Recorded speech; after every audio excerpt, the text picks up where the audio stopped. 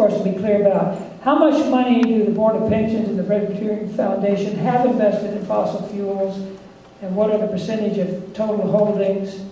And then also, what other organizations and churches have decided to divest? Rob, do you want to take the first of those, maybe?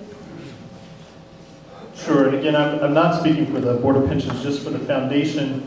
We hold approximately 55 million in the Carbon Tracker 200 companies, which are the ones that the overture refers to.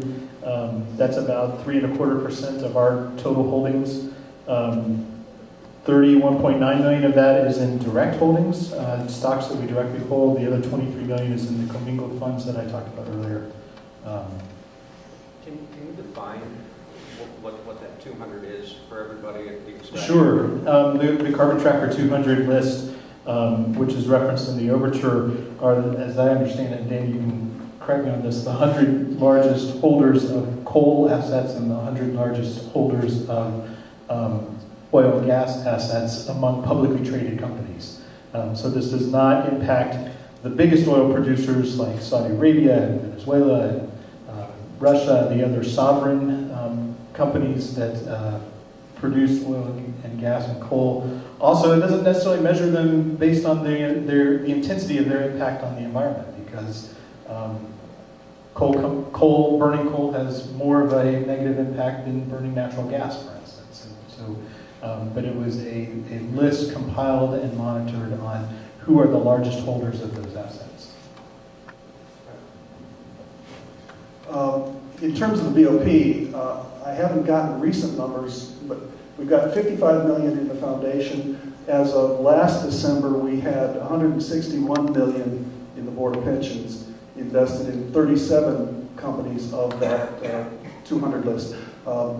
The Carbon Tracker 200 list was the one that was used in the overture in 2012. That list has been supplanted by the Carbon Underground list. It's basically the same list, but this one they update every year, so we get new information. And Saudi Arabia is making an IPO coming up here real soon, so if you want to buy shares of Saudi Arabian oil, that'll soon be on the market, so we can do that. And let's see, the other, you had a second question there. Yeah, I have a question. Okay. So, and this actually is directed to Rob. So, we talk about companies that are producers and transmitters of fossil fuels, but we've got one right here in North Carolina, Duke Energy, that actually burns a lot of it. We have got companies that are heavy users of that. What percentage of the portfolio is beyond the Carbon 200, or the ones who are producing and transmitting fossil fuels, but the ones who are heavy industrial users of it, because those are the ones who are exacerbating the problem. Those are the ones who are actually putting the CO2 up in the air. I don't know the answer to that, but that's a really good point, because that's not who is called for investment in the overture. The companies that are... Doesn't it begin to approach 100% by definition? Mm-hmm. Yeah, if you don't have stuff to burn, you can't burn. Barrel of what we produce gets consumed. Yeah. Somebody, largely industrial. Sure. Well, yeah, if you want to talk about how many of our stocks use fossil fuels, probably all of them. That was the question. So. Along those lines, one of the reasons that the overture focuses on the producers of fossils is that those that consume fossils can change. They can consume other stuff. They can make those changes. Fossil fuel companies fundamentally produce fossil fuels. One of the ways that fossil fuel companies reduce their carbon footprint is by selling their gas stations.